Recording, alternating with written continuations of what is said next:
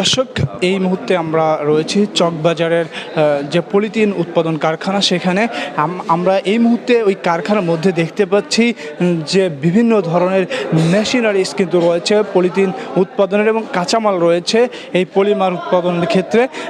চকবাজারের এই কারখানাটিতে যখন সেনাবাহিনীর নেতৃত্বে অভিযান চালানো হয়, তখন কিন্তু আমরা দেখতে পেয়েছি যে মালিক পক্ষ কিন্তু কারখানাটি তালা মেরে বন্ধ করে দিয়ে পালিয়েছে।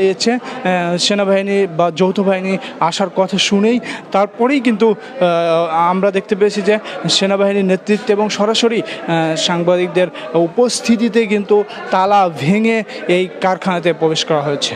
দর্শক, আপনারা দেখতে পাচ্ছেন যে পুরান ঢাকার চকবাজারে কিন্তু একদম বেড়িবাঁধের ঠিক একটু ভিতরে ঘুপচি গলির মধ্যে কিন্তু দোতলাতে এই কারখানাটি গড়ে উঠেছে, এবং এখান থেকেই কিন্তু সারা ঢাকাতে পলিথিন সাপ্লাই হয় বলে আমরা জানতে পেরেছি। পরিবেশ অধিদপ্তরের সাথে কিন্তু এই মুহূর্তে এখানে রয়েছেন সেনাবাহিনী, পুলিশ, র্যাব, আনসার সহ আইনশৃঙ্খলা রক্ষাকারী বাহিনী।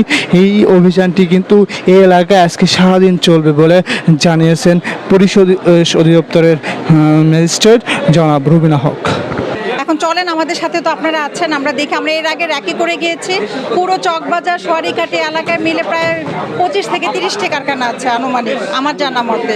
দর্শক, আপনাদের যে মেশিনটি আমরা এখন এই মুহূর্তে দেখানোর চেষ্টা করছি, সেটি কিন্তু পলিথিন উৎপাদনের যে পলিমারগুলো রয়েছে, সেই পলিমার বা কাঁচামাল উৎপাদনের অন্যতম একটি মেশিন হচ্ছে এটি।